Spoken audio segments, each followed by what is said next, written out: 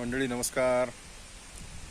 दोडीताल Darwha top अशा या युथोसेच्या पदभ्रमण कार्यक्रमामध्ये आजचा आमचा 5वा दिवस आणि मी आत्ता दोडीताल साधारण 10,500 फुटावरील या एका बेस कॅम्पमध्ये मी पोचलो आहे आणि इथला निसर्ग आणि ओव्हरऑल इथलं पूर्ण वातावरण पाहून नक्कीच मोह आवरत नाही आहे की निसर्गविषयक केलं गेलेलं जे ललित लिखाण आहे, जिथे संपूर्ण भारतातल्या निसर्गाबद्दल लिहिलं गेलं आहे, जगातल्या निसर्गाबद्दल लिहिलं गेलं आहे.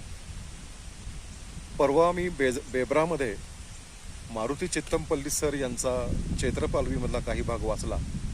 आज me the hidden life of trees या पुस्तकातील वेळेचं भान याचा एक थोडासा भाग वाचणार आहे.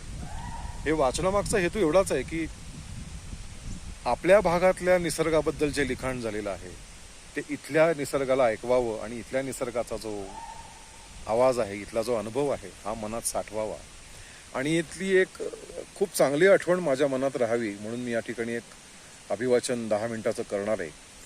आणि मग हा आस्वाद मी घेतोय, तर या आस्वादाचा आनंद, हा आस्वाद तुम्ही पुन्हा पुन्हा घ्यावा यासाठी मी असं रेकॉर्डिंगही करतोय. म्हणून हा एक अभिवाचनाचा व्हिडिओ. पाहूया वेळेचं भान.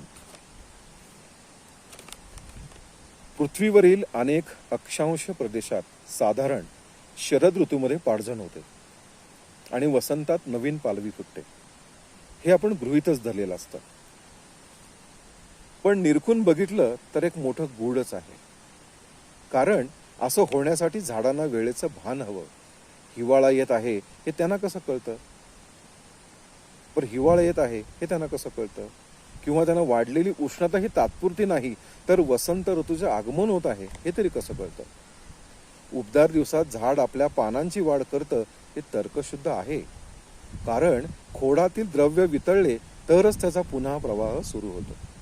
पण जेव्हा हिवाळा जास्त कडक असतो ना, तेव्हा पानं लवकर उमलतात, हे मात्र आश्चर्यकारक आहे. टेक्निकल युनिव्हर्सिटी ऑफ म्युनिकच्या शास्त्रज्ञांनी या घटनेचा हवामान नियंत्रित प्रयोगशाळेत शोध घेतला. हिवाळा थोडा जरी कमी असला, थोडा थंड असला तरी बीचच्या फांद्यांना जरा उशिराच पालवी फुटत होती. प्रथम दर्शनी त्यांना हे तर्कहीन वाटलं, कारण जास्त गरमी असलेल्या वर्षामध्ये वाईल्ड फ्लॉवर सारखी अनेक वनस्पतींची वाढ जानेवारीतच सुरू होते आणि काहींना फुले धरतात. अनेकदा याची बातमीही वृत्तपत्रात येते. कदाचित असे असेल की प्रचंड गारठा असेल तरच झाडांना गाढ झोप मिळते. अशी प्रफुल्लित करणारी झाडं गाढ झोप नाही मिळाली तर वसंतात तर ते लगेच कामाला लागूही शकत नाही. कारण काहीही असो, हवामान बदलाच्या पार्श्वभूमीवर हा एक तोटाच आहे. कारण इतर प्रजाती असलेल्या अशा थकलेल्या नसतात. आपली पालवी ते लगेच वाढवू लागतात आणि शर्यतीत पुढेही जातात.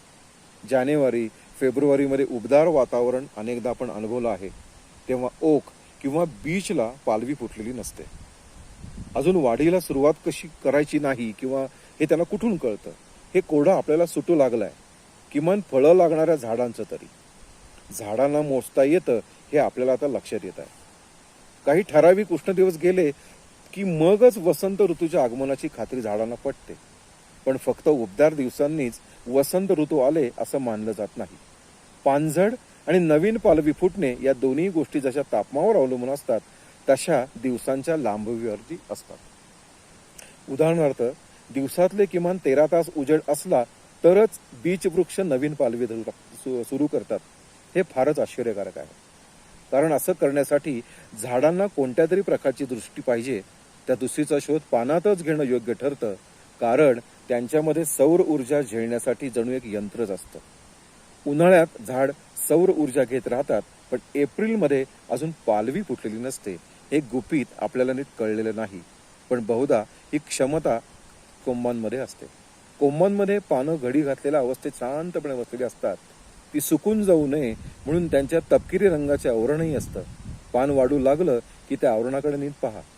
त्याला प्रकाशासमोर धरलं की ते पारदर्शक असल्याचं जाणवेल. अगदी थोडा सूर्यप्रकाश असला तरी त्यावरून दिवस किती मोठा आहे हे खोडांना, कोंबांना कळून चुकतं. ही क्षमता तर शेतात उगवणाऱ्या काही तणांनाही असते. थोडा चंद्रप्रकाश जरी पडला तरी त्यांच्या बिया रुजायला सुरुवात होते.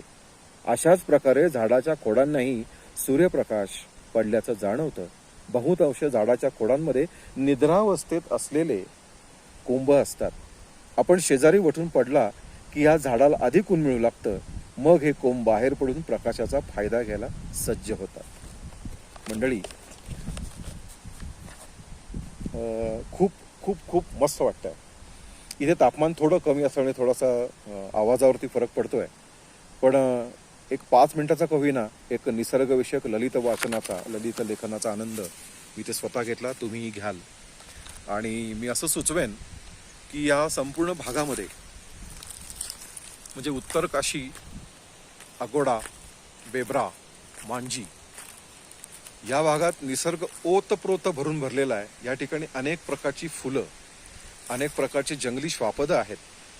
मोनल नावाचा पक्षी, तेंदुआ म्हणजे बिबळ्या, अस्वल, हरण. आम्ही कालच्या ह्या संपूर्ण पदभ्रमणाच्या कार्यक्रमामध्ये अस्वल पाहू शकलो नाही किंवा इतर कुठला प्राणी दिसला नाही, पण आम्हाला हरिण दिसू शकलं. मला एकूणच असं म्हणायचं की सोपा ते अवघड या श्रेणीत मोडणारा हा जो पदभ्रमणाचा कार्यक्रम आहे, याला नक्कीच आपण सगळ्यांनी सहभाग घेतला पाहिजे. युथ हॉस्टेलच्या माध्यमातून येत असताना अनेक गोष्टींचे प्रश्न होते, पण जशी त्यांनी कल्पना आपण नोंदणी करताना दिली होती तसा सगळा अनुभव, अतिशय चांगला अनुभव. मग राहण्याची व्यवस्था असेल, इथल्या भरपूर असलेल्या थंडीमध्ये टेंटची व्यवस्था असेल, हात धुण्यासाठीच्या लिक्विड सोप पासूनची व्यवस्था, इतकी छोटी छोटी गोष्ट त्यांनी विचारात घेतली आहे. 2-3 वेळेला खाणं असेल, चहा असेल, रात्रीचा बोनविटा असेल, अतिशय उत्तम आणि चोख अशी व्यवस्था. प्रत्येक गटासोबत 2-2 मार्गदर्शक अशी उत्तम व्यवस्था त्यांच्यातर्फे केली जाते. आणि हा सगळा जो अनुभव आहे प्रचंड आल्हाददायक आणि आयुष्य सुकर करणारा आणि आनंद आणि समाधानाने भरपूर असा समृद्ध करणारा आहे.